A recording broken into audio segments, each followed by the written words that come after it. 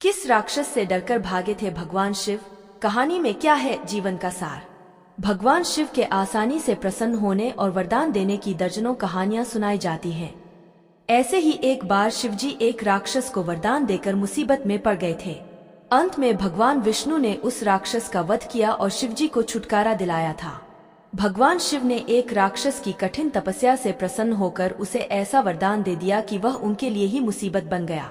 भगवान शिव के बारे में प्रचलित है कि वह थोड़ी सी तपस्या से आसानी से प्रसन्न हो जाते हैं। हालांकि कई ऐसे उदाहरण भी हैं जब किसी ने बड़ा वरदान पाने ने उनकी कठिन तपस्या भी की है। लंकाधिपति रावण ने भी अमृतत्व का वरदान पाने के लिए भगवान शिव को अपने 10 सिर चढ़ा दिए थे। भगवान शिव से जुड़ी ऐसी ही एक और कहानी है जिसमें एक राक्षस ने शिवजी की घोर तपस्या कर उन्हें प्रसन्न किया था। हालांकि वरदान देकर भगवान शिव खुद ही मुसीबत में फंस गए थे। बाद में भगवान विष्णु ने उन्हें इस मुसीबत से छुटकारा दिलाया था। कहानी के मुताबिक एक बार महर्षि नारद धरती पर घूम रहे थे। रास्ते में उन्हें वृकासुर नाम का राक्षस मिला। नारद मुनि को देखते ही उसने कहा कि मैं आपसे कुछ सलाह लेना चाहता हूँ। आप मुझे बताइए कि ब्रह्मा, विष्णु और महेश में कौन देवता जल्द प्रसन्न हो जाते हैं? महर्षि नारद ने बहुत सोचने के बाद कहा कि वैसे तो तुम तीनों महादेवों में से किसी की भी तपस्या कर सकते हो, लेकिन ब्रह्मा और विष्णु जल्दी प्रसन्न नहीं होते हैं। उनके लिए बहुत वर्षों तक कठिन तपस्या करनी पड़ती है। ये भी हो सकता है कि तुम्हारी आयु पूरी हो जाए लेकिन तपस्या पूरी न हो। भगवान शंकर थोड़ी आराधना से ही प्रसन्न हो जाते हैं। वे अपने भक्त की इच्छा पूरी करने के लिए सोच विचार नहीं करते हैं। वृकासुर का कठिन तप, शिवजी का प्रसन्न होना। वृकासुर ने भगवान शंकर की आराधना करने का फैसला किया और हिमालय के केदार क्षेत्र में जाकर आराधना करने लगा। यज्ञ, जप, तप, ध्यान सब प्रकार से वह पूजा पाठ करने लगा। कुछ दिनों के बाद उसने सोचा कि मैं शरीर और प्राण को ही भगवान शिव को अर्पित कर दूंगा। ऐसा सोचकर वह अपने शरीर का मांस काट काट कर यज्ञ कुंड में डालने लगा, लेकिन भगवान शिव प्रसन्न नहीं हुए। परेशान होकर एक दिन उसने अपना शीश काटकर भगवान शिव को अर्पित करने का फैसला किया। स्नान ध्यान कर जैसे ही उसने खड्ग उठाकर अपना शीश काटना चाहा कि भगवान शंकर प्रकट होकर बोले, बस करो, तुम्हारी तपस्या पूरी हुई, मैं तुम पर प्रसन्न हूँ, वर मांगो। वृकासुर की वरदान की परीक्षा के लिए हट। वृकासुर हाथ जोड़कर भगवान शिव से बोला, आप मुझे दर दीजिए कि मैं जिस प्राणी के सिर पर हाथ रख दूं उसकी तुरंत मृत्यु हो जाए। शिवजी वृकासुर की यह मांग सुनकर चिंता में पड़ गए, लेकिन वरदान नहीं देने पर देव मर्यादा का उल्लंघन हो रहा था। शिवजी वृकासुर से बोले कि तुम्हारी तपस्या व्यर्थ नहीं जाएगी। तुमने मुश्किल वरदान की कामना से तपस्या की थी, इसलिए तुम्हें तपस्या भी कठिन करनी पड़ी। जाओ, जैसा वर चाहते हो वैसा ही मिलेगा। वरदान पाते ही वृकासुर की आसुरी वृत्ति जाग गई। उसने कहा कि प्रभो, आपका यह वरदान सत्य है या नहीं, इसकी परीक्षा लेना चाहता हूँ।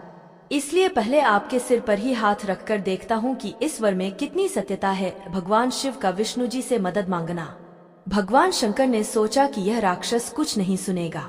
जब वृकासुर शिवजी के सिर पर हाथ रखने के लिए आगे बढ़ा तो वह वहां से भागने लगे। इस पर वृकासुर का क्रोध बढ़ गया।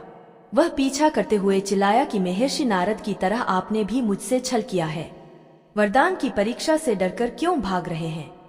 शिवजी भूमंडल छोड़कर देवलोक तक भागते रहे और वृकासुर भी उनका पीछा करता रहा। अंत में भगवान शिव विष्णु लोक पहुँचे और विष्णु जी को अपनी परेशानी बताई। विष्णु जी ने हंसकर कहा कि कुछ भी हो, आपके वरदान की सत्यता तो सिद्ध करनी ही होगी। भगवान विष्णु ने योगमाया से एक वृद्ध तेजस्वी ब्रह्मचारी का स्वरूप बनाया और वृकासुर की ओर चल पड़े। भगवान विष्णु का शिवजी की बुराई करना। भगवान विष्णु को जब वृकासुर आता हुआ दिखाई दिया तो उन्होंने आगे बढ़कर उसे प्रणाम किया। उन्होंने वृकासुर से कहा कि असुरराज कहाँ भागे जा रहे हैं? लगता है कि आप बहुत थक गए हैं। शरीर को थोड़ा आराम दीजिए। आप सब प्रकार से समर्थ हैं, फिर भी मेरे योग्य कोई काम हो तो बताइए। अक्सर लोग अपने मित्रों और सहायकों से ही अपने काम पूरा करा लेते हैं। एक तेजस्वी ब्रह्मचारी की बातें सुनकर वृकासुर ने शिवजी के वरदान और उसकी परीक्षा की बात बताई। इस पर ब्रह्मचारी हंसा और कहा कि तुम किसके वरदान की परीक्षा लेना चाहते हो? शिवजी का तो अपना कोई घर ही नहीं है। वह खुद भूतों प्रेतों के साथ घूमते रहते हैं। वह भला किसी को क्या वर देंगे? वर देने वाले तो ब्रह्मा और विष्णु ही हैं। वृकासुर का ब्रह्मचारी की बातें में फंस जाना। विष्णु जी ने वृकासुर से कहा कि तुम्हें वरदानी होना था तो ब्रह्मा या विष्णु की आराधना करनी चाहिए थी। शिवजी के पीछे बेकार दौड़ रहे हो। वरदान देने वाला तो खुद इतना शक्तिशाली होता है कि उसके वरदान का असर खुद उस पर नहीं हो सकता है। उन्होंने तो तुम्हें झूठ मूठ का वरदान दिया है। तुम्हारी तपस्या बेकार चली गई। ब्रह्मचारी की बात सुनकर वृकासुर निराश हुआ। उसका मनोबल टूट गया। वह कहने लगा कि मुझे तो देवर्षि नारद ने शिव की आराधना करने को कहा था। ब्रह्मचारी ने कहा कि तुमने नारद मुनि पर भरोसा कर लिया। वह तो ऐसे घुमक्कड़ साधु हैं जो सभी को उल्टी सलाह ही देते हैं। अगर तुम्हें मेरी बात पर भरोसा नहीं हो तो अपने सिर पर हाथ रखकर देख लो कि कैसे शिव ने तुम्हें झूठा वर देकर बकाया है। वृकासुर का भस्म होना और जीवन का सार। वृकासुर का मनोबल बुरी तरह टूट चुका था। उसे ब्रह्मचारी की बात पर भरोसा हो गया कि शिवजी ने भी उसके साथ छलकर झूठा वरदान दिया है। उसका विवेक नष्ट हो गया। उसने वरदान की सत्यता का परीक्षण करने के लिए अपना हाथ अपने ही सिर पर रख लिया।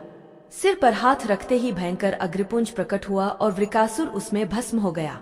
भगवान शिव, विष्णु जी और वृकासुर की इस कहानी में जीवन का अहम सार छुपा है। कहानी सीख देती है कि बिना सोचे विचारे किसी को कुछ देना और पाने वाले का कृतज्ञ होकर दाता को ही संकट में डालने का ऐसा ही नतीजा होता है। कृतज्ञता के उन्माद में बुद्धि विवेक नष्ट हो जाता है और उपलब्धि ही विनाश का कारण बन जाती है।